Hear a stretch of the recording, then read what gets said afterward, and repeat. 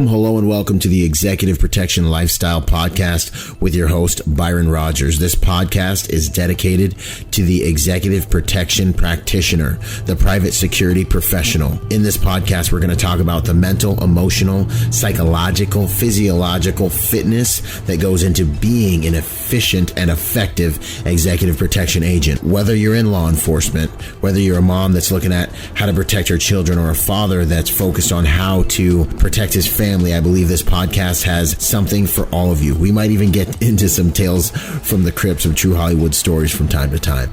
I'm doing this podcast because I feel the reality of this job is simple. If you really want to be good at executive protection, it's more than just a job. It really is a lifestyle.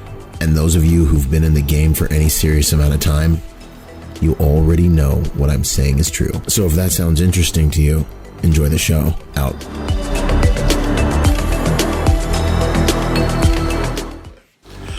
Boom! Yo, what's going on, guys? Byron Rodgers here. I'm hanging with my main man, Skayhill. How you doing, bro? Good, brother. Good seeing you. Yeah, man. Good to have you here. Today, we're going to talk about something that it's important. Like, in terms of pocket items, in terms of things that we as protectors should have on us and use all the time. Mm-hmm. And if you're not using one yet, you should really, really, really up your game and start using one. Talk about light sources. So sit back, relax. We're going to dig into this whole kind of, everyone's EDC. If you're paying attention to the right guys, you're seeing a light source in there. And Chris is the most knowledgeable person I know on the topic. Appreciate that. Yeah, man. So it's an honor to have you here, brother. No, it's good. I know it's been a long time. We've been talking about doing it. It's just a matter of syncing up some schedules and really just to dive right into it. The number one thing that I would see that anyone needs in whatever space they're working within, whether it be personal life, work life, travel, whether it be international, what those restrictions might be in those different countries where you might be traveling to, even different facility restrictions. One thing you can always have with you is a flashlight. And, to take that whole flashlight, bargain bin, cheapest thing you can find out of it, we really want to focus this more towards, that work tool, or having that as, I'm going to call it like an illumination tool. Okay. Bring it to that next level. We'll go in certainly into things you should be thinking about, where that might fit into your lifestyle, what that works for, your work requirements. And, all the time, I will get the question, what one light should I have? And the one light to rule them all. I think we run into that a lot. Yeah. I'm also fall victim to that, where it's, what's the one this or the one that? Yeah. And really, you need to be able to, apply that tool or task, or whatever that might be, for that kind of mission essential. So, and sometimes you might think a little goofy when people say, "Oh, well, I need my mission essential for my everyday life." Yeah. And really, what I see, it's, if you have one mission ever, it's the exact same all the time, then maybe. Well, and that's what I was going to touch on. From an EDC standpoint, it's cool to see that has a recognition, in not just in the law enforcement, military, private security, executive protection sphere, but also within just every day. I mean, this shouldn't be this is my work kit. This should be this is my kit. Talk about EDC and everyday carry, pocket dumps, all these things. Really, what that is now, just putting a label on having something available, being aware, being ready at all those points. Right, and to make you more efficient, effective at doing what it is we got to do. Certainly. If there's one piece of gear, your boy rocks, both when I'm doing civilian stuff and when I'm working, it's my light. Because it's like, if there's one, I can have it with me everywhere. And two, I just find that when I'm like, oh, sweet, I got a light source, I have a high quality light source. Sure. It just comes in handy inside and outside of the game. I mean, we're always protected anyway, whether we're on the clock or not. True statement. Right? But yeah, if there's one pocket item, I find myself being like, oh, sweet. No matter what's going on, boom, it's my light source. So that's, and what did you say we should call them? Call them, if we're saying more so illumination tool, like illumination tool, illumination device. So looking at more of, having it at that higher level. Yeah. And not just saying this is, just something, Cool. not all lights, if we just want to call it lights to make it easy, are created equal. Each light in its own category, even though everything could be used for illumination, right? Right, I agree 100%. If we're going all the way back to the point where it's, caveman with, having torches, right? Having some kind of illumination, also being able to use it as a weapon. Fast forward through lanterns to having different pieces, but realize, the biggest point of having a light on you at all times and not, and I have a fun, I know your little pieces, Tales from the Crypt. Right? Yeah. Got a good story up there? I've got a good one there where I see a lot of folks that rely on having one item that does multiple things. Yeah. Like primarily that being like an iPhone or cell phone, smartphone. Right. And trying to utilize flashlight mode on your smartphone for an emergency situation puts you behind the power curve. Absolutely. And and for instance, this was just like an everyday life thing. I wasn't working with any other group, team, moving any clients, and it was quite literally, it was in an office building, and it goes to emergency power, and the thing is, we don't know what's happening, so we're going to evacuate the building, multi-story building. We go into the stairwell, power's out, right? We don't know if it's going to be, we don't know to what extent. Everyone's very nervous. I mean, in today's age, everyone gets nervous when the power goes out. Yeah, because you really don't know what's going to happen. Like, everyone's is it an active human threat? Is it an earthquake? Like, what are we doing right now? And quite literally what happened was, I'm paying attention. I got my sniffer going. I'm looking for smoke. I'm, looking for anything that might be throwing it off. Any other inputs, any sounds. Yeah, going through just like the mental checklist that you always would. And to get to the point, get into the stairwell, and the emergency lighting hasn't kicked on in the stairwell. And we're probably on the 5th floor at this point. So everyone else is trying to follow the leader, and they're trying to find the railing and trying to take the step and feel their way through, and people have got their cell phone lights to find the wall. They're doing a good, from their mind, doing what they can. Doing a good job of what they got available. Right. They feel the wall, they see the hand railing, they hold the hand railing, and they're literally hand over hand tracing their way down these stairs. Okay. And I'm just as simply easy able to pull a light out, turn my light on, and illuminate the entire hallway or the stairwell. And then once we make our way out into the hallway again, now we've got natural lighting coming through the windows. Yeah. But having something as simple as, well, at least they had something. They had the cell phone over nothing. Right.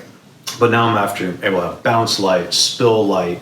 I could even have used the light as an umbrella light. So we'll go through some of those pieces, because I think a lot of times people treat handheld lights and sometimes weapon lights, which is that no-no, that faux pas, that danger thing. They treat them as like a headlight. Because they're so used to having their light source they're traditionally used to emitting or using is headlights in their car. So they sometimes fall back to just using that light in that same structural kind of position. And they're thinking, there's different problems too, depending on how you're deploying that light or utilizing that light. Okay. So we'll definitely jump into that. I had I got a little tale from the crypt you just reminded me of. Yeah, hit me. Run around, you and Luke being like, yo, you need to have your light right, pimp, and fortunately I did, and I was in London, but I was in London at a venue that was like, it was like actually India. You know what I mean? Because it was like, the whole venue was like Indian folks, right? So we're in this venue, and it was like, oh man, I want to say about 10,000 people. And it was a crazy night. So we are running our venue, and everything's going on. We actually had a gentleman had a heart attack in the venue and died at the venue right in front of me, which was another whole interesting, what do you do if you're an executive protection agent? This takes place right in front of you. Your client, your principal is still up there working, so you're working, So managing all of that was going on. The lights go out in the whole entire building. And, you know, my principal's on platform, and I was able to get up there with my light, escort him out straight off platform to a hard room, because I had that light source, and it was just like seamless 2 points for the It's game. like nothing ever happened, right? Right. And There's no breaking your step. Right. And people are like, oh, well, it's daytime. Why do I need to bring a light with me? It's like, hey, homie, you're going to go inside buildings. And Right. what happens when that power goes off? It's blacker than it would be if it was night. You ain't got no ambient light inside the buildings. Yeah, and even from like a law enforcement capacity or from a uniformed security, you know, Yeah. whether that be armed or unarmed, but there are going to be shadows and places of darkness even during what Daylight we would hours. refer to as daylight hours. Yeah. You kick in the door, and there's like a lot of my buddies will talk about houses that are just like prepper-esque. You know, users have been in there, and there's just like piles of garbage and crazy Sure. trash you got to get around and dig somebody out of, and you need that. And I remember even from Iraq, just being like, you're chasing somebody into some house or some village or some, you know, you're running through all these different structures, and it was good to have a weapon light. You know. Sure. You know, and you talk about acts, crawl spaces, warehouses, anywhere that light's going to be devoid. Yep. Right. So you have to bring that lighting source yourself. You know, talking a little bit like about the weapon light piece. You know, the 4 rules, like if you're going to call them that, Okay. the 4 rules for light is, these are really simple too. Have a light. Good. Right. So the second piece is have 2 lights. Yeah. Right, and that's going to be the redundancy piece. Yeah. Right, 1 is none, 2 is 1. Right. 3's a party. Hey. You know, and then 3 is going to be utilizing light to your advantage, and to kind of tune that a little bit further, you could even say working from the lowest level of light. Okay. So I think where we need to determine what the role is more so than anything else. Okay. If this is going to be, for the most part, this is going to be a task light. This is going to be anything from at hand to under chair, under table, searching a vehicle. Specific.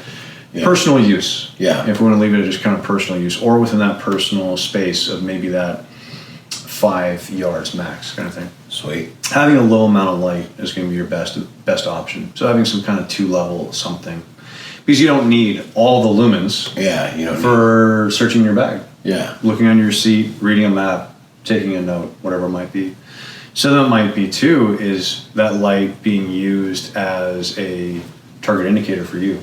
Right. So Like in for movies. Whenever it's dark and you see the main character and they like bust out their light and they're like doing whatever they're doing, or it's Sure. on their weapon and they're like patrolling with the light on, and I'm like, you're dead. You're dead. You know what? I'm just gonna go get a cup of coffee because you're dead. like, Right. like And I mean, it drives me nuts. I'm and like, that's not just from the cinema role, but I mean Yeah. that's lessons learned, right? Right. Especially Yeah. with the U.S. having been at war for over 18 years now at this point, having that target indicator of visible light Yeah. being a detriment to the user. So light works both ways. Oh, yeah. So I mean that's going to be a big point there. To go back to the movie theater piece to kind of make this real for everybody listening. Yeah. What about the guy that flips out his phone during the movie and you see this little blue dull Yeah. light on his face, right? Yeah. And then what's that doing for his situational awareness? So now to apply that for a private security, maybe res security, EP, or surveillance piece, that amount of light is now doing 2 things: degrading your natural night vision, Yeah. and it's also giving away your position, and you're having also your time taken away from that situational awareness. You can't help it, right? If you're doing a text update, team hits you with updates, Yeah. Principal. client, right, is following up against something. It's not something that you can help, but you can also minimize that exposure by turning down that screen intensity. Yeah. So it's not just about carrying light, but also applying light to your advantage and making sure that's also not working towards your disadvantage. So when we talk about working from the lowest levels of light, talking about like a surveillance detail. Yeah. So hey, you're calling a code 5, you're sitting in a car, you're trying to be, Mr. Wallflower, nobody sees you. Yeah. It's low light, no light hours, and you flip open that phone You're that guy now. Now it's like, oh, hey, there's a signature in that vehicle, or hey, there's a guy, or hey, the weirdo's been sitting out on the curb all yeah, and then for the guys that are doing it, Yeah. you know, calling in that code 5 or calling in that surveillance to law enforcement of the area, you're now at least saying, good guy, on assignment, on an investigation. This is where I'm at. This is my approximate area. Because when you get the slow creep, you know, from that on patrol unit, Yep.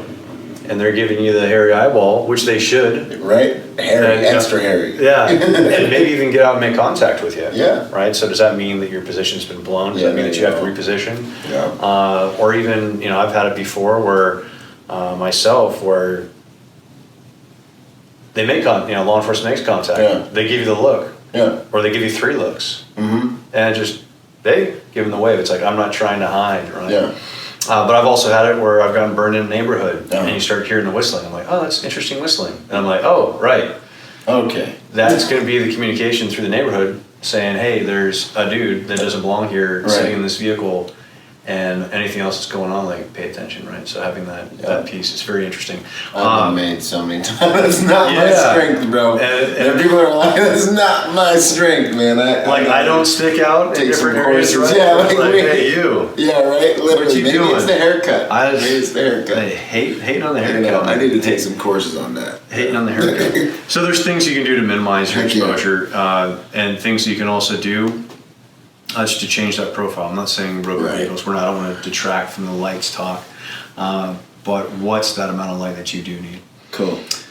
So if we, I was going to say, kind of going through some different use and task and lessons learned piece. Okay. Yeah, we will. I always like to get into the person. Oh yeah, perfect. Because I just roll right into this. Yeah, right. Right into the knowledge, you do, right? Man. You like, right. You know what I'm saying? Yeah. Chris Skayhill. Yes. There we go. Who are you at your core? Who are you, and why are you talking to me? Right. Yeah, exactly. Yeah, I got you. So myself, Chris Skayhill, I've been in the firearms industry for going on just over 14 years now, actually. Started also in that same amount of time, a little bit sooner than that, even in 2008, with private security. So I kind of doing both roles. Enjoyed that, starting off as a new guy in security. It's not the glamorous stuff. Yeah. And I had a mutual friend that gave me some good advice, and he basically sat me down and said, all right, forget all that Hollywood, this, that, superhero, everything else. Cool guy stuff. Judy chopping and running around. Right. He's like, don't forget, if you have to use any of those skills that you spent countless dollars on and countless hours preparing for, you've already failed. Yeah, you have failed. And I'm like, okay. And he's like, a slow day is a good day. Yep. A quiet day is the best day. Yeah, And it's like, okay. So he's like, so if you can deal with boredom, fatigue, and isolation, this is the perfect profession for you. And like no glory.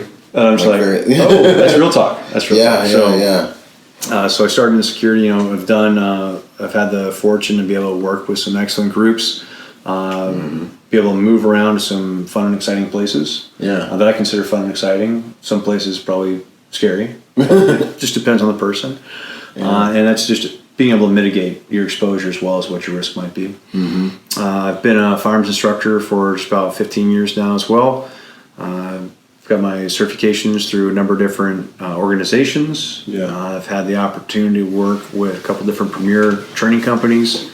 We've done everything. I've been the guy teaching anything from basic pistol all the way up through classes for the intelligence community as well as Special Operations Command, which has been a great service that I've been able to do. My primary task, other than just being able to be the guy that can teach the weapon systems and how to most effectively or quickly, perform the task at hand, has been a lot of the technology piece. Okay.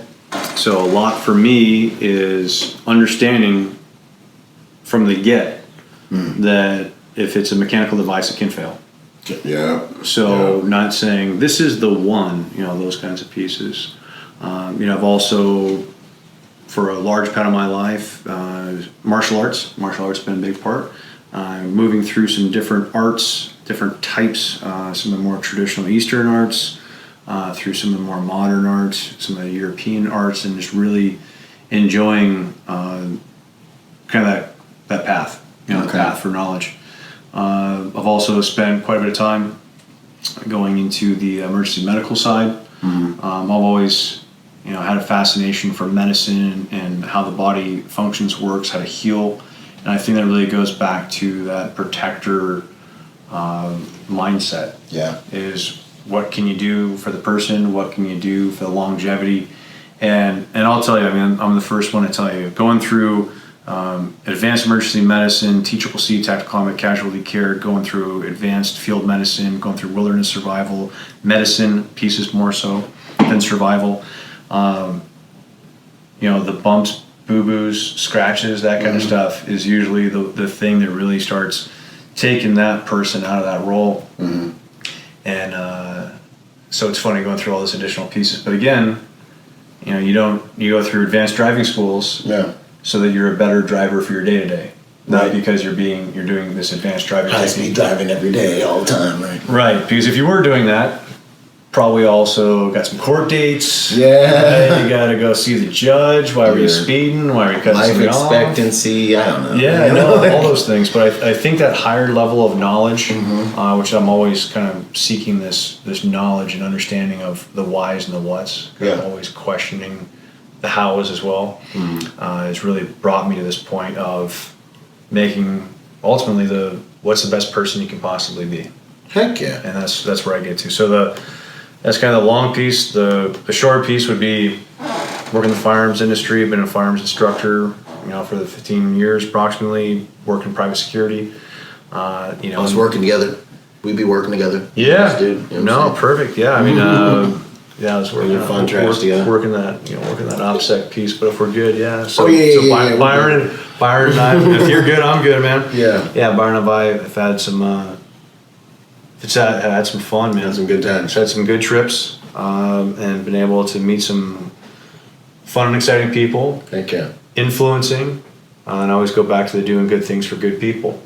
Right, the other side of that. That's always an honor. And for me, the biggest thing is, I always feel that summing all this up, it just always goes back to the golden rule. Absolutely. Right, and then that's like currency, man. People don't know about. And that's the biggest piece that I found. That's where I've had the most success, and whether that be the prime minister of this country, all the way down to the man grabbing the bags. Yeah. Even usually an EP, you're the man grabbing the bags. You know what I'm saying? This is real. But having that same respect throughout. And it's only at the point when people have lost that respect that some of these tools and skills and training really come into effect. This is true. Right? I never thought about it that way. That's what's up. That's right. Yeah, that's when you got to go to work. That's it. God bless them. So what is lumens? What are lumens? Yeah. So when you asked, are all lumens created equal? Well, lumens is a measurement. Right.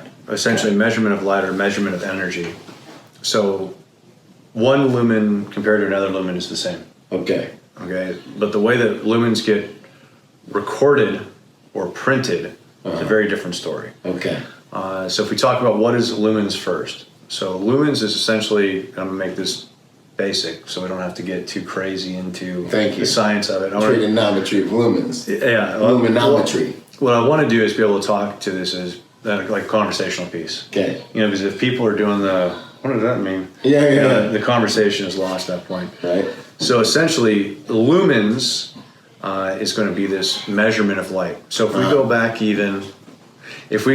even to candle power. Okay. Right. If you remember, candle power was this big thing. So candle power was really big, especially with the incandescent piece. There is a way to translate candle power to lumens, and it's still going to be a measurement of light. So if we think of candle power as a pile of sand, kind of make it as a visual. Okay. It's the easiest way that I've had it explained to me. I'm like, I stuck it right. Okay. So I always heard. Every time you hear it. If you hear someone else's tidbit, that nugget, after the third time you say it, it becomes your own. Okay. Got it. Kind of like America. You discovered it, it's out. I give it props. So this is something that I've heard. This makes the most amount of sense. Yeah. So if we think of this measurement of light as being like a pile of sand. A candle power is going to be that tip-top grain of sand in the pile. It's going to be the brightest point. Okay. So if we translate that back to a 2D image, it's flat, that spot in that lens or that beam pattern is going to be, that's your candle power rating. Lumens, it's going to be the easy part. Lumens is the entire measurement, the entire pile of sand is lumens. So that's going to be the brightness level. Okay. So the easy answer is when you look at two different lights, two different packages, and this one has a higher lumen number that is brighter.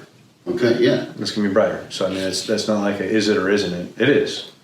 Another measurement that we want to be mindful of too is candela. So candela is the distance that a beam projects with a usable amount of light to the user. So for instance, we could have a beam. Like my one when I was a little kid that could reach the moon. Well, I can see it. How far is it? Right? Yeah.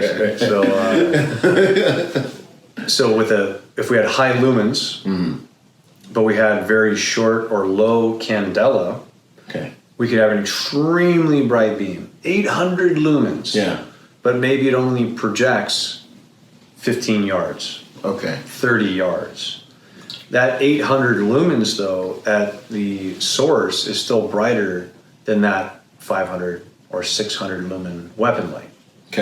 So now we've kind of had this bump in technology. Everything that's anything is 1,000 lumens. So things we have to be mindful about, lumens or light, we just call it light to make it easy. Is that light, if we use an ANSI FL1 rating, which is basically the standard of how do you measure light. So how bright is it? How far does it go? How long does it run for? On what battery source? These kinds of things. Yeah, those are all the things you want to know when you're buying a light anyway. And really what if I use the analogy a lot of times of like a car, what's your horsepower? What's your low end torque? What's your gas mileage? Right? Same kind of idea with a light. So that's your performance metrics kind of. Same thing going to be in the light. Right. So we can use that same kind of mindset. Now, what happens is a lot of times when you see flashlights, different things, higher lumens, the testing isn't always done with the same criteria. So for instance, you can have a bare LED, just that little square that's inside the light, all by itself on a tabletop with wall power being run to it. Run it to its highest potential, within that spec sheet before it destroys itself. And then that's now your max lumens. But realistically, you're not going to have a bare LED with an extension cord that has no candela or throw. So if that can make X amount of lumens, that doesn't matter. Right? Because not how it's going to function. Exactly. So what you need to look at too is, with lights in general, is you need to have also what's your reflector. Is there a lens? What's the beam pattern? Is the beam adjustable? Typically what I'll find is there's not many out there in the market any longer, but the adjustable beam, make it a tighter focus for further, make it a wider flood focus for closer, it's never the right setting when you need it. And it's a two-hand operation. Here we go. Right? So the idea of, so it's taking our then it turns into Goldilocks. Oh, I don't want to. So if we could have a light. And our bandwidth is now being taxed, worrying about trying to get the right light situation. Now instead of just receiving information, what's happening over here. So this amount of light, we just want information. That's all we want. We want information as we turn this light on and look around. And that's it. We don't want to have to figure out all these different features and pieces. Additionally, when we talk about the measurement of light, when you start getting into what's the housing, that's going to be the external strength of the product. But also, what's the lens made out of? right? So if we talk about, for instance, Surefire lights, and all the examples except for one that I've got here today are going to be Surefire lights. Surefire Accept lights, it. right? I mean, and a lot of the feedback that I get is, well, the expense. Oh, it's expensive. And the number one thing I have is you don't need all of them. And everything in life is going to be compromised. Everything in life is going to be based on a budget. So the compromise piece is that I always get back to, and sometimes pulling on people's heartstrings a little bit, is what's your life worth? Right. Okay. But So legitimate question. true. So that's kind of the old hit 'em right in the heart, right? Yeah. So what's your life worth? And also I think it's a quality of that individual. So I'm not saying that this authorizes you to go buy the Ferrari, right? Well, Chris said, But what's my life worth? Yeah, I'm saying. I need me a Ferrari. It's like, right. would a Ferrari be cool? Right. In some applications, it would be awesome. Would I need it as a daily use? Probably not. Pretty annoying. No picking on Ferrari though. Big ups. I love Ferrari, yeah. I was looking at my Instagram feed earlier, and Ferrari popped up, and that's what just stuck in my brain. I've been thinking about Ferrari today. Okay. So with flashlights, to get back to task on flashlights, is what's that lens made of? So if you use a plastic lens, and quite literally this is not plastic, but if the lens of the light is made of plastic usually has a 50% degradation of light transmission. 50. 50. Golly. Right, so it can be up to or exceeding, depending on the quality, tint, or coating, plastic. If we go to a polycarb, a little better quality, usually you're in the 30s. Wow. 30% degradation light. Jesus. And that's just the light coming from the LED through the reflector and then hitting that lens, and how much light is being held back because of that. Glass is a 7% Thank God. degradation of light. Like, I was like, geez, say something nice. So, for instance, Surefire lights are going to have a glass lens. Yeah. Now, what's the negative of glass? Well, everybody's like, well, glass can break easily. Well, I realize that the glass in these lights is going to be tempered, right? So it's going to be a chance for shock, heat, drop. It's going to be minimal. Can you break it? Yes. Have I broken them? Yes. Is it warranted? Yes. Yeah. So that's why you're buying into. I really see it more as that investment. Yeah. It's an investment piece. And those are the only lights I mess with, just so y'all know. Yeah, there we go. Because that's So when we jump into other pieces of it, it's what about battery? Yeah. Because these are handheld devices. We're not plugging them in the wall, like I mentioned with the testing for lights. They have some like rechargeable battery situations now, right? Yeah, and we'll certainly chat about that. Rechargeable light, if we talk about it from a technology standpoint, I think a lot of people are used to rechargeable lights, right? Okay. I've seen rechargeable lights, emergency lights, this, that, or the other. What we want to look at now is if we talk about rechargeable lights from the past. So we talk about rechargeable batteries. Okay. Rechargeable batteries of the past, if you've heard of like memory on the battery. Essentially what memory is, every time you charge that battery, there's going to be something happening to it. So we talk about charge cycles, we talk about charge time. So charge cycles would be basically bringing this light all the way down to zero. Yeah. Now realize the rechargeables of yesteryear, you were not supposed to charge them past 90% potential of the battery cell. Really? And you weren't supposed to run them under 10%. So we're really supposed to be cognizant of this. Right. So basically you have an 80% range on this battery cell for optimal use and longevity of the battery cell. Which is never going to happen. So what does that mean for myself included? What does that mean for everybody else? What that means is that you're constantly taxing this battery. Yeah. If it's a rechargeable and it sits in a cradle, bang, it lives its life in the cradle unless we need to charge it. That's where it sits. If I'm not using it, it's in the cradle. Yeah. Always 100% charged. It was because there wasn't necessarily a protection of that cell. It was always driving energy to it. Okay. And it was degrading the overall charge potential. Okay. When you run it past 10%, the ability for the battery to bounce back wasn't there. Okay. The only way to know this, and even in that time, was if you actually were checking this with a voltmeter. Okay. And not even a voltmeter, but actually being able to run this on a basically on a charging scale. There's a couple different devices you can use that to figure out how much is on board. Yeah. So what does that mean? 2-3 years down the line, maybe less. Oh man, this light never lasts. Yeah. It's dim. It lasts for 2 minutes. It lasts for 5 minutes. Nothing, right? Okay. And then now it's trash at that point. Right. There's nothing more to it. Rechargeable batteries of today, as things keep going on, there's a new cell.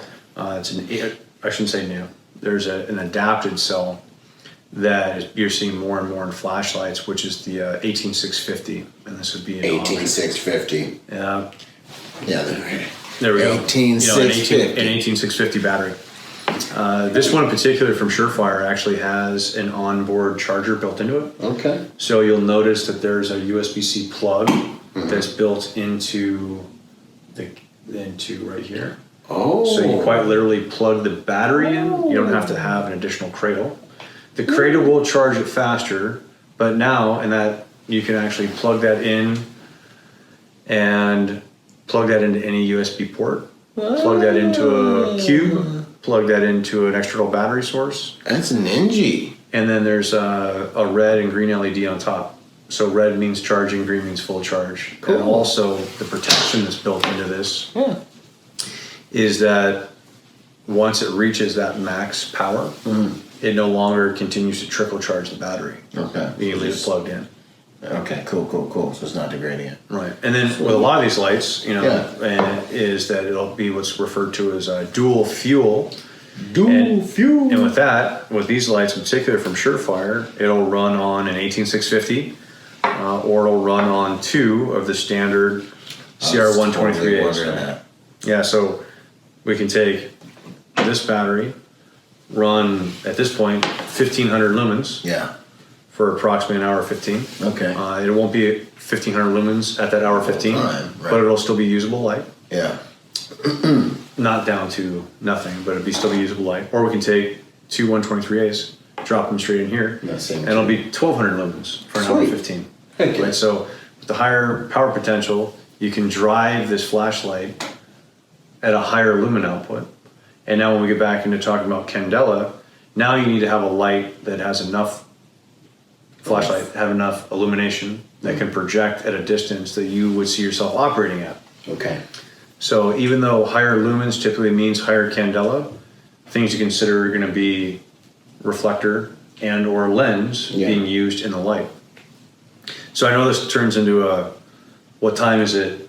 And now I'm telling you how a watch works. I think the technology piece of it really makes more sense. Yeah. Because again, being that it is an investment, right? Being that a lot of these products do need to be budgeted for, finding out after you bought something, finding out that it is the wrong piece of kit. It's not cool when you're buying something. Means that now you have to budget for something else, and now this piece has little to no. Yeah. Right? Now I will always fall back to saying, even though everything out here is Surefire, I will always fall back to saying the best light is the one you got. It is the one you got. Right? Yeah. If you're in total darkness and true darkness, there is no option for navigation other than by touch or feel. Yeah, so that's not something is better than nothing. Right. But there are numerous options that are better than that anemic nothing of a light, that bargain light, that gift with purchase light kind of thing, right?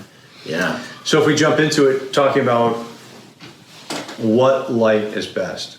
So now if we say that this is going to be our largest handheld light, at least that we have here to show today, and this is going to be the max amount of output that we can see, and this is going to be 1500 lumens, and it's going to be nice and bright with good candela.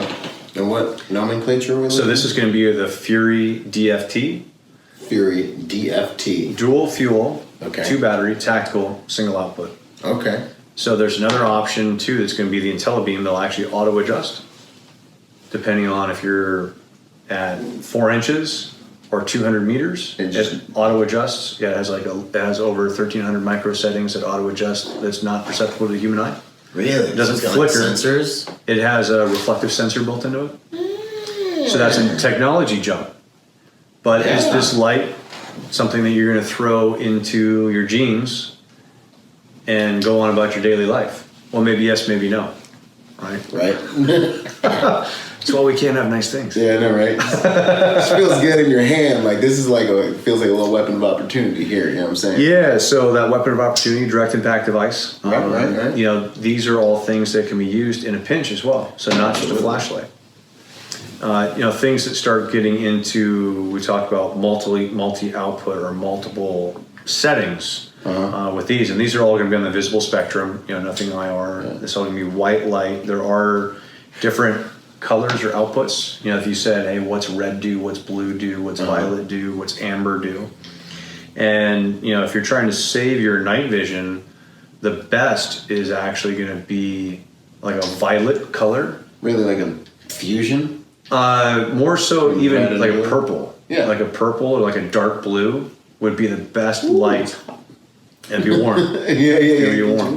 Man. We can really like melt some bugs or some candies with a magnifying glass. Anyways, Troubled youth. Yeah, right. What movie was that where it starts out? Why is that the movie? So you can just say you. So and he's like, there I was as a kid. And it starts off with this kid in a magnet. He's like, and you hear him laughing, and the poor like animals like crawling. You ever see it? It's a movie, man. It's like back there around like the What About Bob time. And good light for that. Now this is like a truck light. This is like maybe a car or a bag. Car, bag, or belt.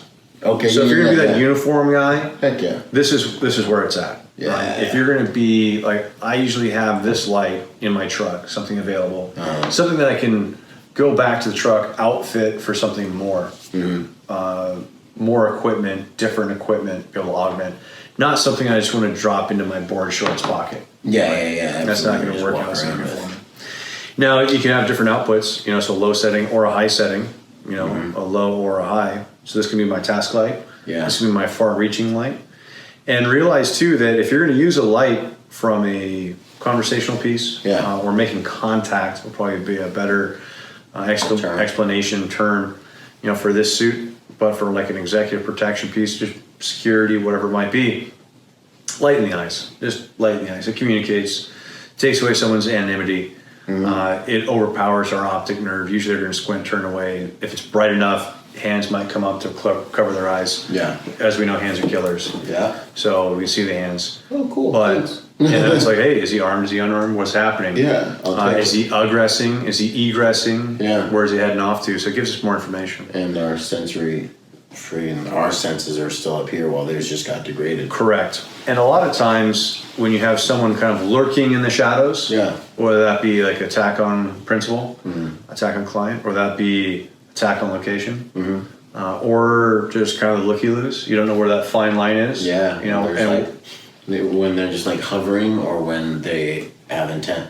And if you have that lower level of light, and usually you see this a lot of times, and I've had this numerous times, personal life and work life, where you look and see and you start seeing that corner of shoulder, edge of head, shape of person in darkness. And they're using darkness as concealment. Yeah. You know, they're using that to their advantage.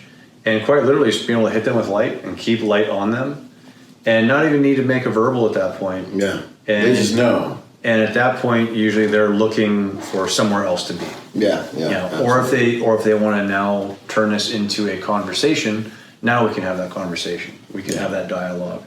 And then realizing too, folks, you know, if you're using light in the eyes and someone says, get that light in my eyes, or whatever it might be, and it's not a challenge, they're just lost, whatever it might be. Uncomfortable. Now it's a, oh, sorry.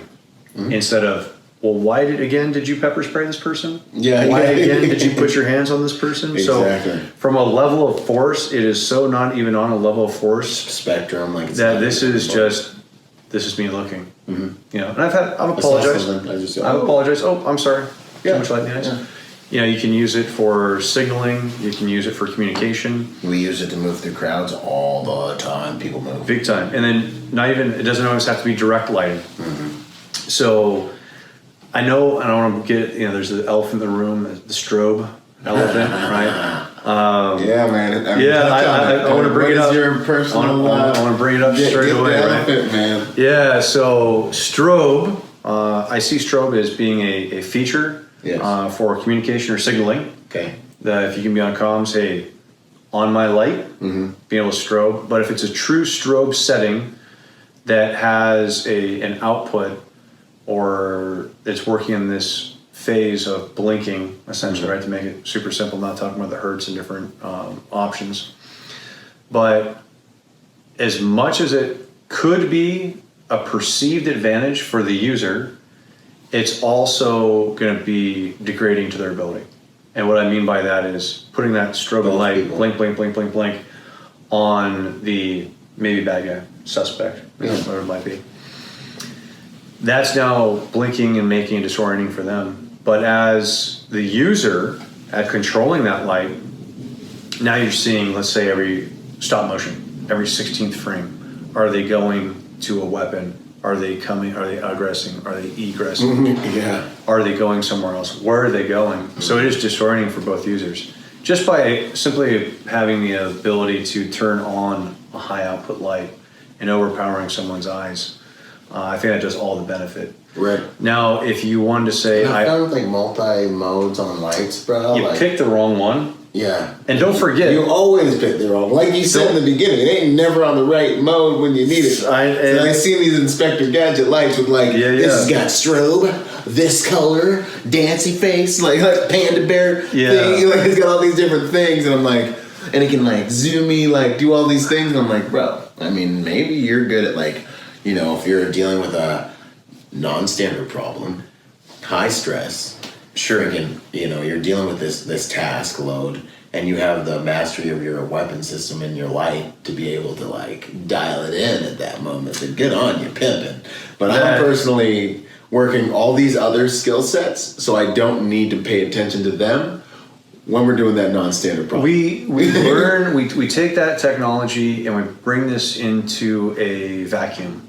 And not a literal vacuum, but we'll bring this into like a training vacuum. Yeah. Bring it in like force on force, right? Okay. You know, and we're gonna bust the sim guns out, put on the safety gear, and it's like run what you run.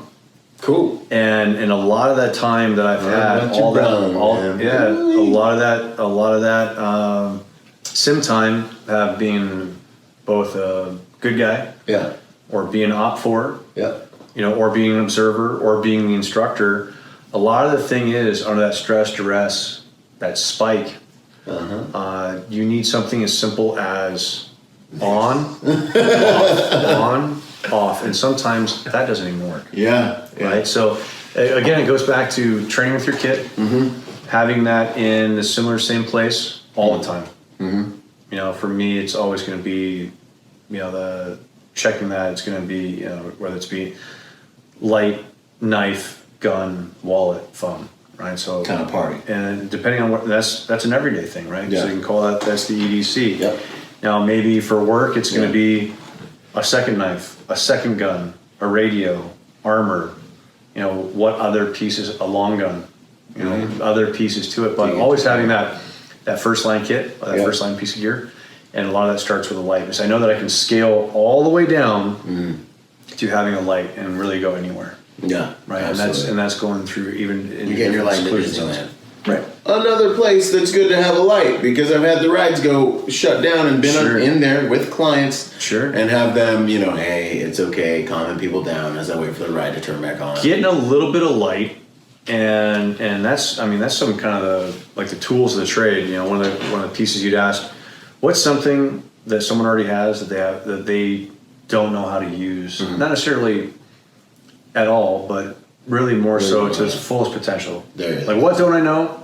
And then what are maybe those 4 things I don't know? Right. And a lot of that can be in the use of light. And some of that is, you can have direct lighting, where your eyeballs are looking at what you're looking at. You can have bounce lighting, you know, and a lot of times that turns into what's referred to as umbrella lighting. So in a dark room, turn that light on, bounce it off the ceiling. Typically, it's not going to work right now with side light. Yeah, that's like... And now you're going to get that light bouncing off the ceiling, bouncing off the walls. And now you're going to have this low amount of light. So you could quite literally use your handheld light bounce it off the ceiling, and now you're illuminating the entire room. And I've had this before too. Have you got just an admin trash or some more? Yeah, if search. Yeah. And maybe that's SSE. You see a lot of guys when they're rocking their helmets, they've got lights on them. They got lights pointing up. They got lights they can articulate and move up. So when everything's good, doing that secondary site exploitation. Bounce that vis light off the top. I mean, it also works under IR if you're still under nods. Little things. When I say little things, that sometimes people don't think about. So, for instance, I've got a 2-output light, a low and a high. Yeah. I can turn this on, constant on. And which light is that? Setting. So this one's going to be the EDCL1T. Well, that just happened to be. Oh, bingo. The EDCL1T. Just want y'all to know, this is my EDC light. There we go. Byron's endorsement. Yes, it is. I actually did a review on one of these lights, man. So it's out there on the website and all that under tactical review section. I love this thing. Good. And it doesn't be popping on in my pocket and staying on. No. I got my admin, and then I got my all business lightness. And that's literally through just not even ramping a light, but being able to press all the way through. Yep. And that's going to do your 2-setting light. Mm-hmm. Pocket clip, directional, bezel up, bezel down. Hat clip. Shirt, jacket, whatever. Yeah, this reverse clippy jumpy that you guys made. Now you've got that on a hat, and now you've got a headlamp. Yeah, right? Something so you easy. can slide that on your bell like that. But then if you're saying, I want all the lumens all the time, there's other options too, like just a single output, 500 lumens, one battery. This is the D3FT light from Haley. Yeah. It's Surefire produced, Travis Haley Strategic. And the thing was, single output 500 lumens. But if you're saying that's too much light for doing my task, it also has a click on the back for a constant on. Okay. You can just easily hang a finger off the front. And now that's your lower level of light. Now you interrupting that beam is interrupting the output level. This light. Right. So it's got a little combat ring on there, so you can use it with your pistol pretty easy. Right. Yeah. Okay. Usually more so better to have, there we go. Fingers behind it. Draw that into the pad of the hand, the heel of the thumb. So all these different things need to also apply into guns, right? And I know a lot of times on the security side that everyone starts talking about what gun do you carry? And I've been on jobs where guys are like what are you carrying, man? It's one step away from it's. Yeah. How do you smell? It's what's your background? Yeah. And then it's I wonder what gun this guy carries. Yeah, because a lot of the equipment that you carry is also how you're perceived from a quality standpoint. It is true. So and I mean, let's call it what it is. It's butt sniffing. It's butt sniffing. Right. And usually I'll throw one out there just because I know what's happening. I'll say, it's in case got a cross compatibility to make sure our mags, swap, or is there a caliber specific for this team? Like and stuff. Yeah. And it's like you're gonna plus me up in case we get a new engagement. That long of an engagement, right? Like it's Mogadishu right now, y'all. What's up? So, but agreed. And we should talk about weapon light too. And really the thing is, if you're carrying a weapon, really that flashlight, we say flashlights first. Having a weapon light's a good thing, but you really have to dress the part, dress to the job. Mm-hmm. So, if I were to say, it'd be great to have a full-size duty weapon with a full-size light. And maybe have an optic on there, like this Glock 17 Gen 5 that's got a acro red dot bat. It's got some backup iron sights because, again, mechanical device. Having a flashlight on here. And, this one having an X300, also having a remote switch. So now I can do some one-handed work and still be able to grasp, pull, drag, handle. Or be able to have a two-hand option. So now I'm twin beaming it. Okay. Twin beaming it. I don't want to be biting on style, but usually twin beaming's on the same piece. But I love the hash, so I'm gonna pull it on the hashtag on there. So pull that.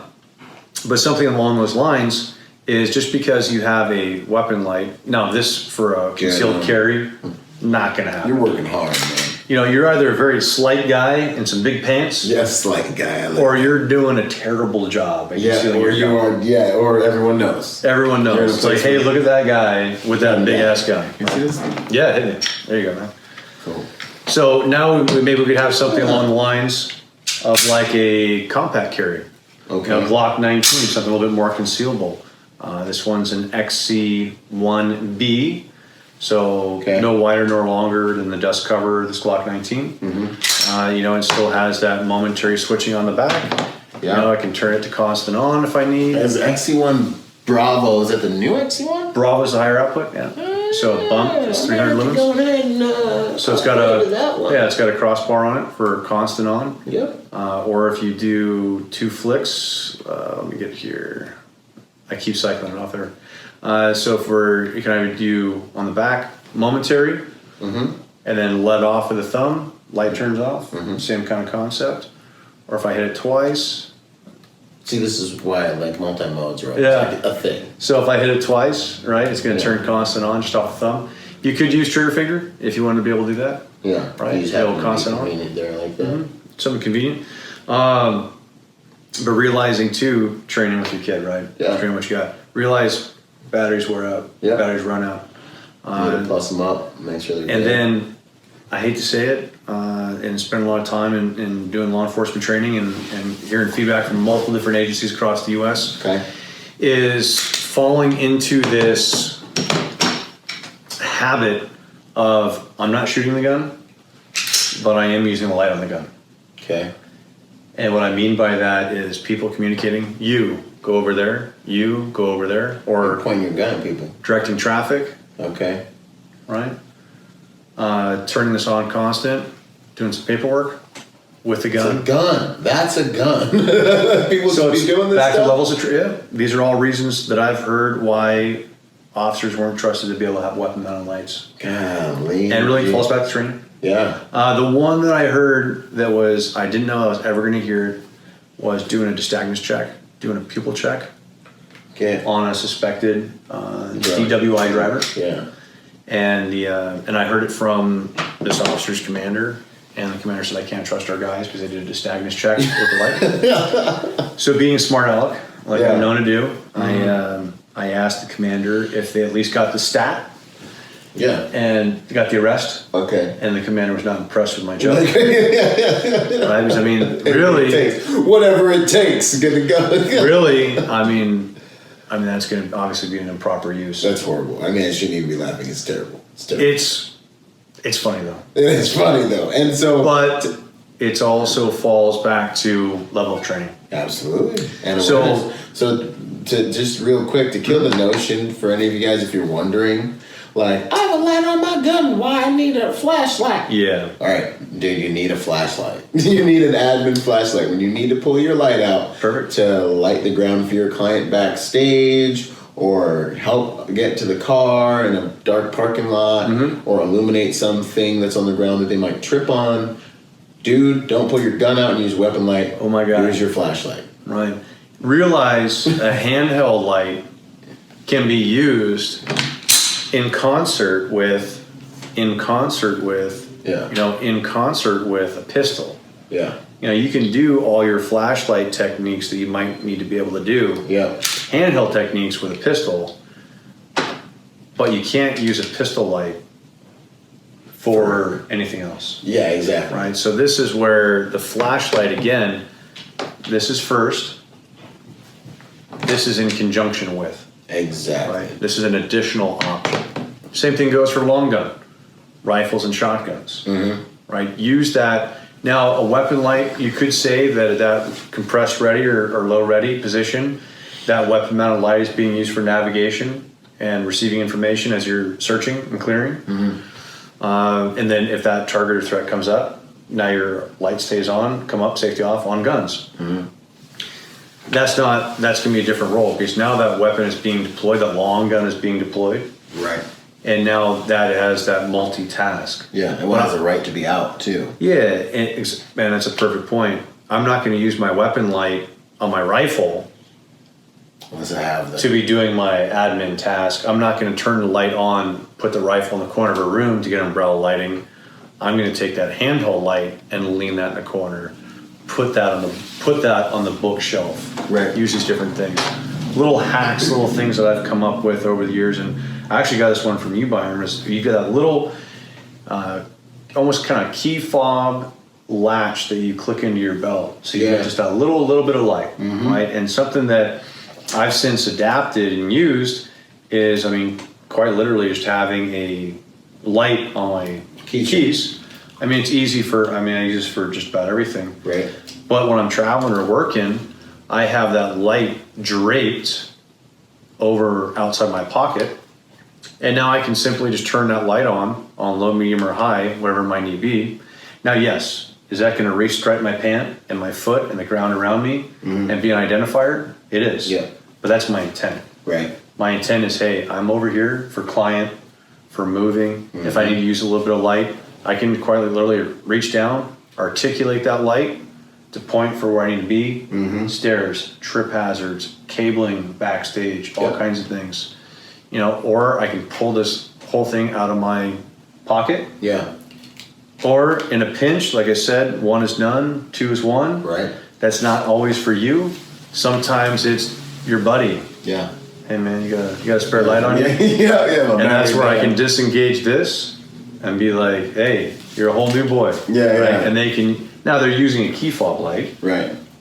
But they got a light source. But they have a light source. Client's not going to hit on them. And I mean, something I carry all the time too, and people laugh at me, but when I was talking about dystagnus earlier, about that pupil twitch, not necessarily for a dystagnus check, but also for a patient check, for checking the eyes, is I carry a small pen light. I mean, that pen light, I don't even know if you'll be able to see the difference on camera, but the pen light for me is I'm using this in a medical capacity. Okay. Non-rechargeable. When the battery dies, you throw it away. It's got a pupil chart on it. But I'm using this because when you hear the whole eyes are the windows to the soul. Yeah. Well, eyes are also going to be telling you what the patient is having problems with. Sometimes we jokingly call it like packaging the customer. And it's like that means get them wrapped up, take them to the hospital. Yeah. But having that little bit where I can tell what issues there might be for trauma, injury, or it could be, it could be controlled substance. But for the most part, with your client or what else, clientele, if you're going to have issue, you're going to be able to use that little bit of light. I'm not using 1,500 lumens to check eyes. Heck no. I'm using something that's going to be able to give me that little bit of registered knowledge. Heck yeah. So another kind of thing that got me sold on my Surefire light for my EDC, there was that time in London where I saved the day because I had a light and I was all dialed in. But I had a client coming in a helicopter, and we're out in the boon, in the dark, the actual dark somewhere, right? You are now the HLZ landing operator. This literally happened, bro. And I'm sitting here, and I'm like, anybody got a chem light? And there, of course, no one had one. Pop chem deploy. And it's like, nobody got none of those. Well, literally flying the helo, and the client. You hear that rotor. I hear it coming in over the hills, right? And I'm like, okay, well, and they're like, hey, we can't see anything. We haven't lit our space that we want to land. Sure. Yet, like, we literally can't. We don't even know where you guys are. And I'm like, hold. You got everyone get your cell phone out and turn your lens. Everyone turn your cell phone lights on, right? No, so I literally bust out my this guy. Yeah, it had to have been this guy. Yeah. Switch that knob and start giving them the circle. Just give the lasso. Yeah, exactly. And just start running that lasso out there, and just until they circled a little bit, and then they landed it right there in front of me, and we're winning, bro. And I was like, man, that I wish I should have wrote that down and sent that to No, I like it. It's like, hey, I did a visual lasso at a impromptu HLZ, right? For some peeps to land their helicopter, not get tangled up in a tree. Power wire. Yeah. The wire is a killer in helicopters, man. I mean, that's one of the number one things. I mean, commercially or helicopter domestic, really, is wire. Man, that's impressive. You don't see it until you're on. Because you'd imagine it. Yeah, you just hit it. Now we're in it. Yeah, especially low light, no light, that kind of thing. Funny ones too. Like I've been in convention centers and the power goes out. Yeah. Now there's emergency lighting in convention centers, but it's on the walls. Okay. So when you're in the middle of no place, nowhere in no place, and now the power's out and everything's off, and all you have is the dull blue hue of monitors of people's laptops or cell phones and all that, and being able to move clients. Yeah. And just be like, hey, I'm not holding your hand, but I'm holding your hand. Yeah. Or usually what it is like, hey, just grab onto a corner of a shirt. Yeah. I'll walk as quick as you want to walk, kind of thing. And if there's a problem, just be like, hey, grab onto the belt, like we're out of here. Yeah. Or it just grab like a football and say, here we go. Heck yeah. If there's really a problem going on. I've had it before too. I was on a sailboat, and the nav lights on the sailboat went off. Mm-hmm. Just lighting turned off. So now we're in a sailboat. In the middle of darkest places, no one realizes it. At night, we were in a marina, and I just turned the light on, pulled my Surefire light out. Yeah. Turned it on constant on the sail, so it at least illuminated the sail of the boat. Like an umbrella, kind of. And now it's just this big sailboat sail is illuminated. Awesome. So we could have a little bit of ambient light that we could navigate and not crash into other. We were in a marina, right? Watercraft, dock, mooring balls out in the middle, that kind of stuff. But no one could see us, and we're under sail power, so there's no audio, there's no auditory. That's there's no. So we're just a boat in the night, quite literally. So it's like turn the light on. At least we know don't crash into our vessel. Yeah. And then it was one of those, just a little wiring glitch, no big deal. Of course, no big deal. Well, I can swim, so if I had to. You're right. But it's when everyone else is on board looking at each other with panicked eyes. Yeah. Say, hey, Amazon Prime delivers in one day. What are you gonna do right now? We're gonna do right now. That's good, man. So in terms of the handheld conundrum, guys, how do you, I don't want to ask the question what would be one light to. But what one? But what is a guy gonna be thinking when he's like, all right, I need a handheld light for EP work or just for So if we're gonna go to it and just say just one, you and I had this chat some time ago. Yeah, first buy, they're expensive. Yeah. If we said that we got a little bit of budget available, I would really go back to that EDCL 1T. Okay. Like the one you got. Yeah. It's compact. You carry this all the time in a pocket. This can go in a pack. This can be your headlamp. It's got the low for task. It's got the high output for further reaching or for use. Yeah. Right? Yeah, you can use these in all your different handheld flashlight techniques. Whether that be Harry's technique, go traditional on it. Harry. If you want to use your Surefire Rodgers technique, where you're gripping it in. Rodgers. Neck indexing, like that one, right? Yeah. My last name. Or your FBI modified. I'm kind of out of frame here, but your FBI modified. Yeah. So can't see me. I'm over here. Yeah, it's quite literally one of those things. Get the light away from your body because we always say too, in a fight, that light is a bullet magnet. I would imagine so. Right, so that viz side, we want to make sure that we can get that away from our body. Yeah. And if you've got, it might sound simple, but in a stressful situation, if you've got one light over here and a pistol light right here, now the perception to the bad guy, I shouldn't say aggressor, but the bad guy is going to be two lights, maybe two people, what's what, splitting beams, and then a lot of that too is going to be light and move. Okay. Right? So if you're actually using it in a fight, we don't go back to what we started with, saying this is going to be a headlight of my car. Yeah. It's going to be, okay, I look, I see something, I take that mental snapshot, this is where I'm going, that light off, and then move in darkness. Yeah. And be able to use that stepping off the axe. There's all these different things. That light is a signature. That's what we did in the Marine Corps a lot. Yeah. If we were searching at nighttime with lights, it was just throw some light in the hard points of the room, boom, and then my light's off, and go move into the next thing, and then throw some light where I think I need it. And that light's back off, and I'm moving around.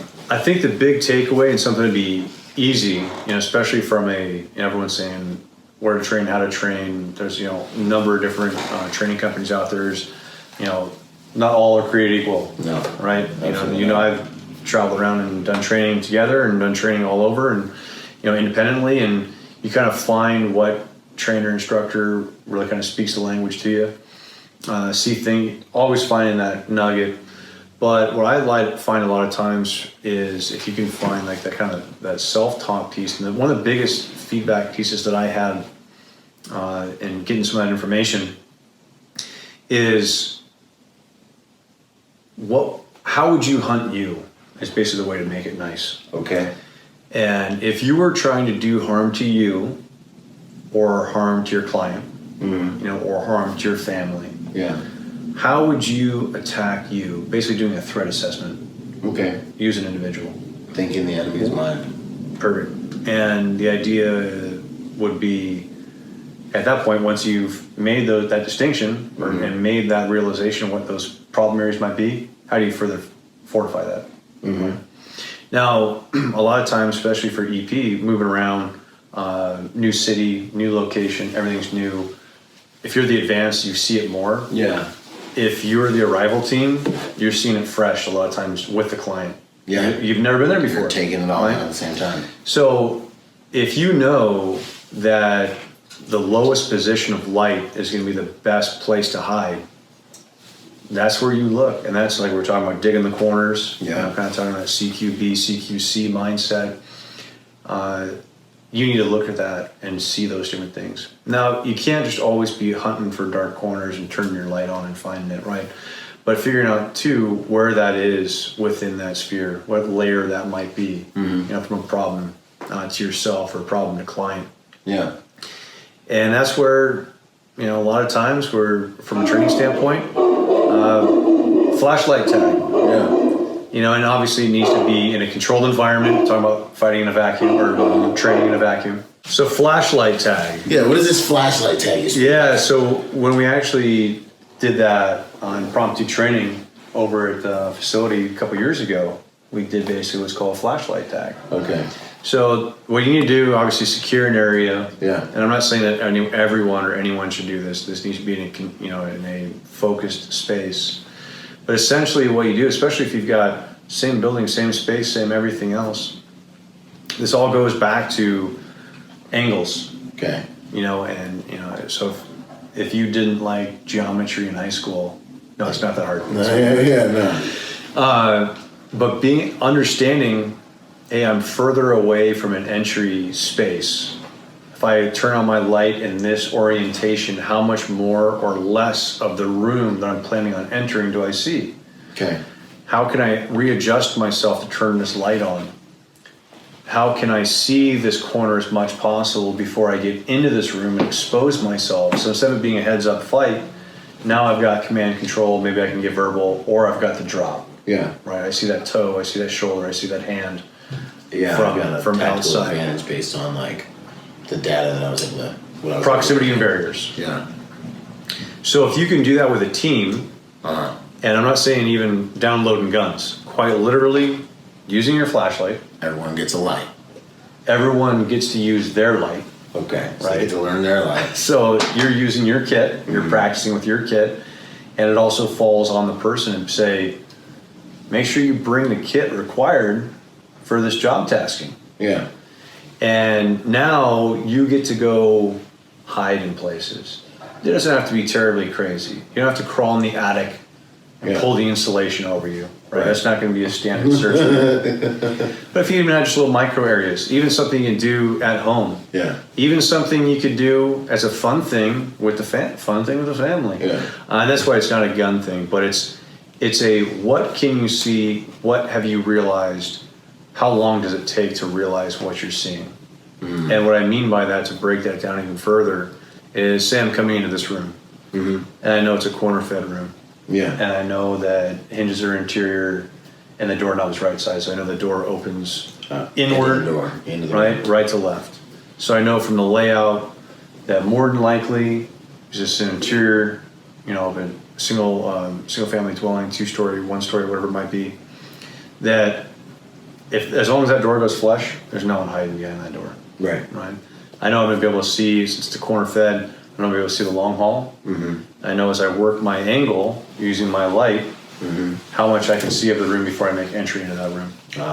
Now, especially from an EP standpoint, of course you want to be looking at corners and looking at little alcoves and this and that, looking up stairwells if you're going to be the guy on point.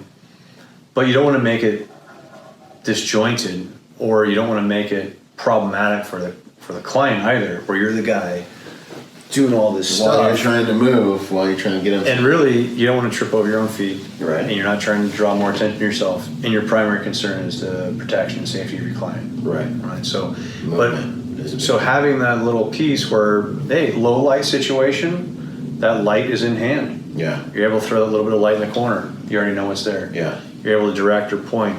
You're able to communicate with a team member potentially. Yeah. That Right. was a You're big up on one. comms. Yeah. And saying, hey, I'm up on the second tier in row 32F, and I'm on the railing, and you look at this stadium, and you're like, all it is stairs and railing. Yeah. And what's tier 1, and what level are we on? Mm-hmm. And it's like, hey, look to the foul ball line, and 3 blinks on my light if you're up on comms. Oh, and then bang, 3 blinks of the just 1, 2, 3.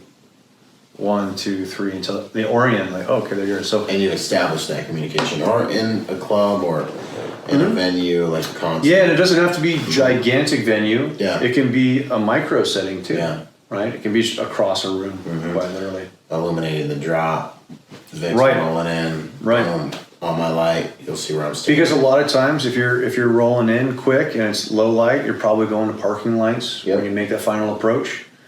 You're trying to reduce your signature. Yeah. But once you know you hit that stop, it's going to be a guy with a light, quite literally just painting him or hitting ground. Getting ground, yeah. And this is the stop. Yeah. I mean, just like you'd see with a pit That's my stop, guy. like in racing, right? Yeah, You yeah. got the flag, stop at the flag. Right? Yeah. That's where you're going to be. I think a lot of the times too, when guys talk about kit and equipment and they want the smallest gun, I get it. Concealability. I want the smallest gun possible. This comfort. Yeah. But then you get to the shooting part. I want the biggest gun possible. So I get 2 hands on it. Yeah. Right? So I think sometimes when guys get down to a very small gun, and I'm like, well, how do I put a light on it? Right? Yeah. And the issue that you run into is you can't. The real estate. There's not enough space on the Or the on light frame, is so anemic that is it really doing any work for you? Is it doing any good for you? Maybe So just you- run an external handheld or something. And that's where the handheld comes in. Okay. So there's not, you can find some subcompact guns that have a light option, but is that light enough? And really what I always play it to is, for my own mind, Yeah. can I effectively get hits on target at 25 yards? Okay. Okay? It's probably going to be the duty size. The litness. Yeah. Right? Okay, well, now my single stack micro compact 380. Okay, I'm getting good hits at 10 yards, 15 yards. Yeah. But then really, is that 380? Is that really a work gun? Or is that a backup gun? Is that a pocket gun? Right. And And a gym gun, and I'm big on gym guns. yeah, and for stashing them all around. You get that big lift and pull that gun. You know what I'm saying? He ain't catching me sleeping. You know what I'm saying? That's the main thing. But you got to find a gun that's doing enough work for you and doing a good job. Yeah. And for me, that's Glock 19. That's the Glock 19. And or at least that size. Yeah. Because CZ P10C, you know what I'm saying? Perfect. Or P10 hybrid. It's a whole nother little, you know what I'm saying? It's the F slide on the 10C frame. I call it the hybrid. I don't know what they call it. and Byron's the first guy to tell you, I don't know all these numbers and letters things. I just know what it looks like. Yeah. And now he's throwing down some of the alphanumeric. It's true. I am the first guy to tell you. I know what it looks like. I know what it bangs like. I'm saying that one we had the other day. You remember that one time? Yeah. So you got to find how much equipment you need Yeah. to what amount. And really, to sum it all up, is have the one lane. Yeah. Have a backup light. Both of those lights should work well for your job tasking, whatever that might be. Right. So when I carry this little key fob light, I don't consider that to be In your light task. a second light. Yeah. This is just part of my keys. I'm always carrying my keys. So maybe it's carrying another form factor, rechargeable something, flat. Maybe I swap out for a multi-mode that always has an over the dead man switch on the back. But having something that fits, carrying batteries, spare batteries, even if it's rechargeable, carry spare batteries in your pack or your patrol bag, your go bag, or your duty bag, or or if your you're bag, in your whatever it your is, bag, or if in your you're in vehicle. your vehicle. If they're same rechargeable, vehicle. have option for recharging option for that battery available to you. Right.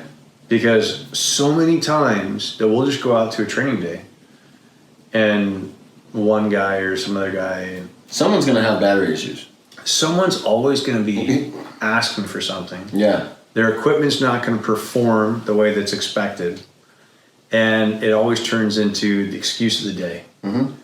And for me to be critical, and if I'm the guy in charge, mm-hmm. I'm always looking hard at them mm-hmm. and saying that today is a test of your skill. And you're already failing. We haven't even started, and you already shit the bed. You're being nasty. Heinous, as we would say in the Marine Corps. Heinous. I think I've been that maybe. Now I know what he was really thinking. No. And I'm always usually like, oh, he's always so nice. I'm just quiet. Yeah, right. No, I am shrouded nice. In quietness. I am nice. Like I said before, doing good things for good people. Yeah, right. We wouldn't be here if we wouldn't. There's the other side of the coin too. Yeah.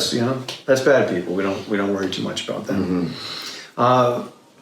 But be ready for the job. Yeah. 100%. Because when we talk about natural disaster, mm-hmm.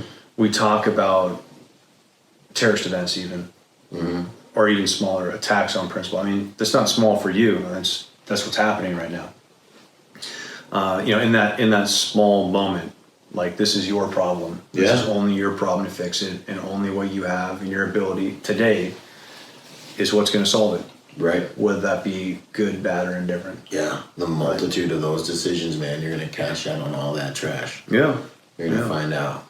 The quality and then of all that. Keeping it up. I know sometimes, a lot of times work gets in the way, life gets in the way. I mean, Their excuses get in the way. Yeah. And then again, it falls back to, hey, how fast, what's your one-shot draw? Yeah. And everyone's like, oh, shit. Yeah. But it is that work-life balance. And it's like, okay, we got a timer. Let's see what it is. And I mean, I'm the today, same guy. right now, cold and on demand. Yeah. Within try to get at least a chest shot. I mean, get a good hit on target. I'm a dry practice guy. Yeah. And it's sometimes you're like, this is, at first you're like, this is dumb. I used to go to the range and shoot. So we can't always go to the range. It costs money to go to range. And just doing fine manipulation things. I'm not saying it's fine motor skill. Mm-hmm. That's a whole nother conversation. Other conversation. But little things like, do I need two hands to turn this on? Can I use one hand? Do I know that's going to take a turn and a half to get to the high setting? What can I do with just manipulation, just holding things, grasping things, working things? And so from bottom up, start to finish, you need 2 lights. 100%. 2 lights. At least. 2 lights. Continue practice. Seek additional training. Get a light on your gun. Make sure you have a weapon that is a fight-sized weapon. For me, I'm with you on that kind of. Yep. What I would say is, at minimum, it's going to be a medium-sized frame pistol with a universal rail that will accept either a standard or compact-sized light. Solid. And realize that's going to be a different holster too. That is going to be a different holster. So it's going to be an investment. Yeah. Now there are some holsters out there that you can do gun only, gun and light. You can use the same holster all the time. A lot of times what I find, and I'm not saying as a generality, usually if it does multiple things, it's not doing a good job of the one thing you need at the moment. That's true. So there's some new things out there that I'm interested in looking into, but I haven't found any one thing that does all jobs very well. Yeah. So that's a purpose-built holster for a gun set up in this way, and a light that's going to work for this, and then knives and medical and layers, stupid things. Yeah. Socks, clean socks, change your shirt. Yeah. Sunscreen, like all these little things. But if we really break it down to what you need for knowledge, and really that's what light is all about. The human being perceives and understands most of its information through vision. If you don't have vision, you don't have knowledge. Yeah. If you can't see, you can't make a decision. Yeah. So if you're trying to do an identification, and now this turns into a fight, or potentially a shoot, and you don't make a PID, and you're loosing rounds, you're still in charge of all that. Absolutely. If you're the guy that you're in charge of holding this area or sector, and you're not doing a good job of seeing in all those corners, and you make a rash decision, or even worse, no decision. Right. And then now all of a sudden, that person is past your zone.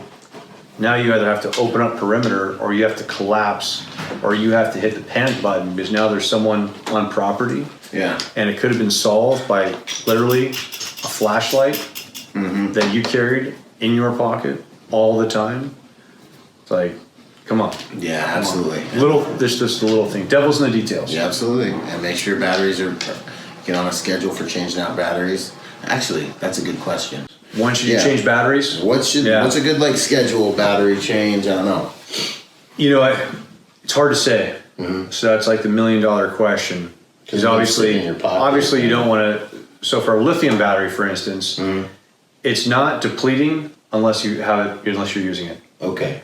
Alkaline batteries, first time you use it, it's losing its battery potential every day until it dies. So that's why, like, alkaline batteries, you don't leave them in this electronic device or that electronic device, because you go back and it's an acid soup and that device is dead now. That's exactly. The device is dead and the battery's. Lithium cells don't seep. It's one of the reasons why Surefire chose lithium non-rechargeable cells. They last for 10 years. Even after 10 years, they're at 90% potential. Just can't be sold as new. Okay. So in 10 years, pull them off the shelf, they still 90%. 10-year-old ones, you can just kick them down to your boy. Yeah, we'll realize too, and then even after 10 years, every year after that, they'll lose 10%. Okay. So for 15 years, that battery will still have a 50% lifespan on it before you even put it into your light. Good to go. And that's if it's in a light on, has been used once or never, right? Rechargeable. So the biggest thing is, you say it's an hour and 15 minutes. There's no time, typically, that you're going to have a light on constant for an hour or 15. No. Not going to happen. We're talking, So you're doing 1 second here. Yeah. Millisecond here. Mm-hmm. Walking second someone to their car or something is the long. 15 seconds. Yeah. Click it on maybe a minute max. So what I'll typically do, and the thing with LEDs too, is that energy, it's going to run to the highest potential possible, at least with Surefire products, because of PCBs, that power control on board. Okay. This can drop off a cliff. Okay. So it's going to run it to the brightest possible until there's nowhere, there's no ramping down to say like, oh, it's really dim, I should change them. Yeah. So what I typically look at is, if you're using this in a job role, no fail, must work, not I need to swap out. Yeah. That primary light, you should be changing that. If you're working, changes too, day shift, swing shift, night shift. Yeah. Right. So if you're a night shift guy and you're out there walking a lot of the time, or you're doing a lot of work, res side or travel team, maybe it's a month. Every month you swap fresh battery. Okay. And then I see some guys mark their batteries, do a single hash, and they'll throw those in for training batteries, save them.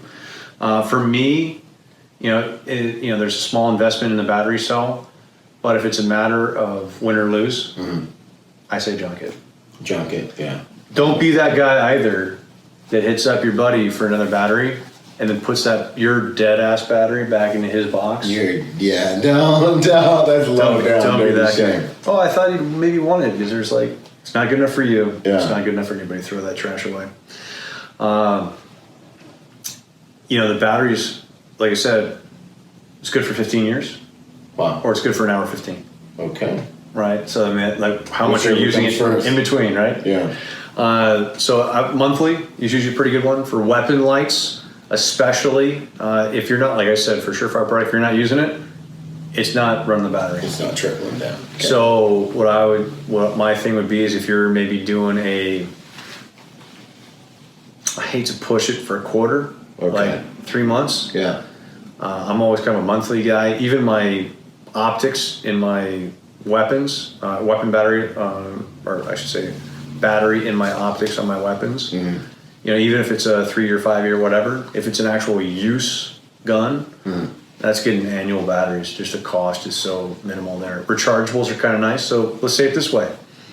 You've got your primary battery fed, or I should say you've got your one battery is battery fed, you've got your one rechargeable. Use your rechargeables. Rechargeable dies in your hand, stash it in the pocket, back up. Use your backup. Yeah. Right? And then that this has been in use, so you can kind of cycle these. Sweet. A lot of times I won't run them. I should say, sometimes you'll run into it and the battery is like, when was the last time I changed it? The battery's out. Battery dies. Uh-huh. You use it for the hour 15, whatever that max was, and it is what it is. You actually made it that far. Okay. You're like, hey, and that's why you got more in your kit bag. But that's why also you have a secondary option straight away. Yeah. Solid. So where we find it too from feedback, you know, on, you know, for a lot of special operations with direct action mission, they're changing batteries on every run. Yep. That's how we did in the Marine Corps. Right? Every time. Every night. Or get them MVGs maybe multiple, everything is fresh batteries, because the cost of, again, what's your life worth? Yeah. That $2 battery. Now, my night vision doesn't work. My nod's turned off. Yeah, you gotta do the whole mission. Yeah. No. Right? Now you're just supposed to follow cat eyes or like hang on your buddy's pocket. Like, that ain't gonna work. Right? Or you're like, your weapon light's like, oh shit, I can't see well enough. I'm just gonna work up my buddy's light. Yeah. Well, it's gonna work well enough until you're trying to make that critical shot or movement, and now the light doesn't work anymore. Or you need to see something, and you got simple stuff. Simple stuff, yeah. Okay, that's good to go, man. I think that's a lot of light. I know it's a lot for us to. That's probably the most that everyone has ever heard about light. Yeah, and unless you've been through a light tutorial. Yeah, and this was keeping it at the everyday common man language too. Yeah. Right? I don't want to get into all the science of it, how the human eye, the viscous jellies of the eye transfer through the lens rods and cones, and looking at photonic barriers and being able to utilize, you know, the color spectrums between IR and visual, and purple and the visual purple eye saturation and bleaching. Like that starts getting into I need a dry erase board. And like scribble some stuff down. Multiple days, right? That's a lot of stuff. So the biggest thing is you need light, carry light. Carry a backup light. Know how it works. Yeah. Make sure you can plus it up with new batteries. Yeah, heck yeah. And I like the beams that you guys have on your Surefire. Sure. Like the shapes of them, like sure. On my EDC light, it's got a nice like focus. Yeah. So you've got that fixed focus beam for that penetrating beam, and you've also got your diffused corona. So that's going to be the bouncing light from there. Yeah. So I dig that. With a lot of the other kind of like Sillyvillian-esque lights, I noticed the beams kind of like just not there like it is with these. Sure. Guys. Well, these ones, it's on, it's off. Yeah. And whatever you need for close up, too far away, task or fighting, it's one beam. Boom. Done. That's what's up. So, all right, man. Well, thank you for all that. Thanks for coming and hanging.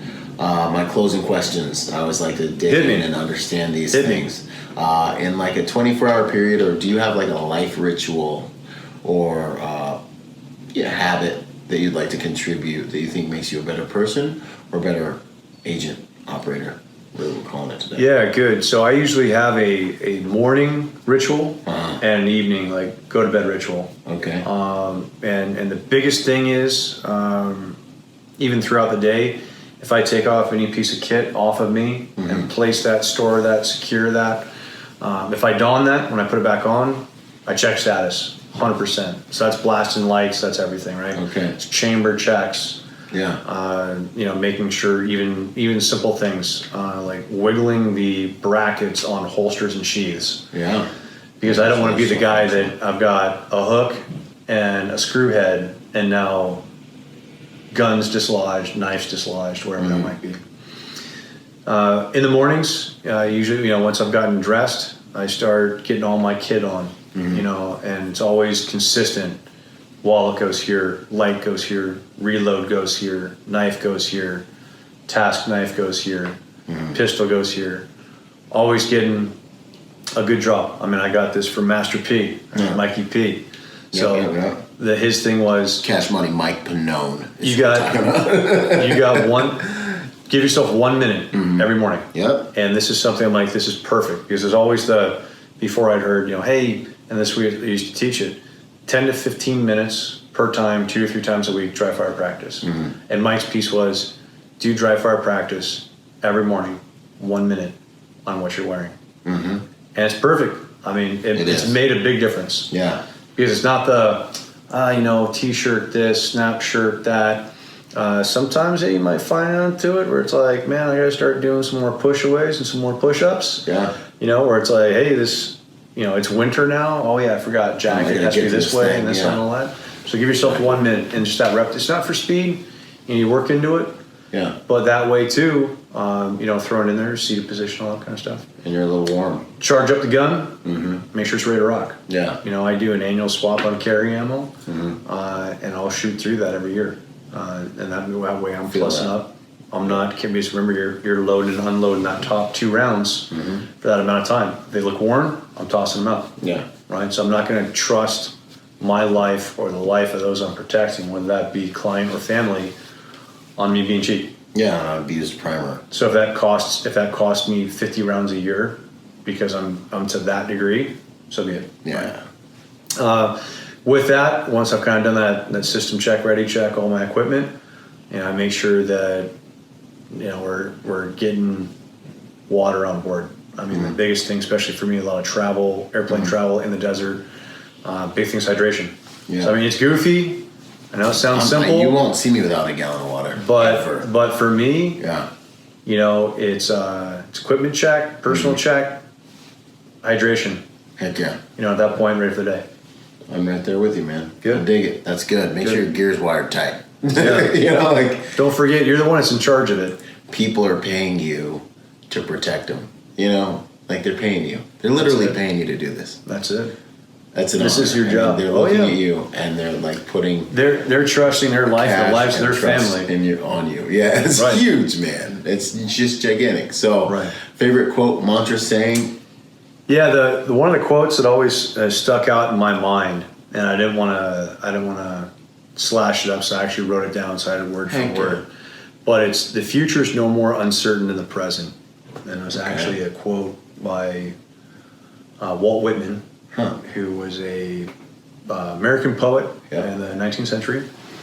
And that's always, a lot of times where people, life change, there's always kind of fear-based concept, or sometimes you see a fear-based society where people are scared of the future. And I mean, that just kind of always drives home. It's like, you're scared of the future. Here we are, bro.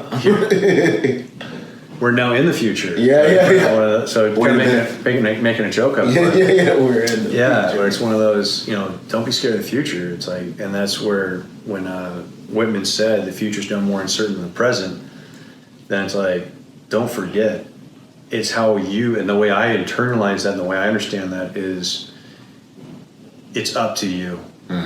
And that's where we get back, and that's why I'm so harsh. A lot of times, when the team environment, when guys are like, oh, shucks, darn it, and I'm like, I took the time to make sure I'm good to go. Burn them at the stake.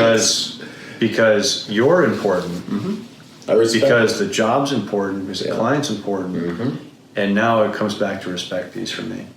Yeah, it's like, well, and it comes back to work product and like the way your brain works, and like, now we're understanding this little bit, thin slice of your character, unfortunately. Sure. And then you're acting like, And I think light finds light, right? I mean, yeah. Dang, no pun intended. I love what you did. That was no joke. No pun intended. I don't want that to be the. Look at this. That might be the time. Rambles for an hour and a half, 2 hours, and then he gives me a dad joke. No, but I think light finds light, and really, it's the, you are. It goes back to grandma, saying, "You are the company you keep." Yeah, that's the truth. I mean, that all. No, that's what's true, and that's why we work together. And we take it and we train together. 100%. Boom. And then, what are you up to these days? Where can we find you? You can find me on Instagram on Skayhill_C. So there's last name, first initial, Skahill, and I'm on LinkedIn for Skayhill. So solid. No need for other names or handles or any of that kind of stuff. Just my name. Boom. Look him up. Look him up. He's our light guy. Good to go. Well, there's many different things. Like, he's like an awesome trainer. If you get to the freaking range with him, good medical dude, good EP dude, good dude. Appreciate that. Solid dude. Like, come through. Like, he's always wired tight. That's what I'm saying. He's got it figured out. And if you can't figure it out, you can probably figure it out. Good anyway, to go. Man. Well, heck yeah. Thanks for having this time with you, brother. Good Appreciate stuff. you. Awesome. All right, guys. Thank See you. you out there. Boom.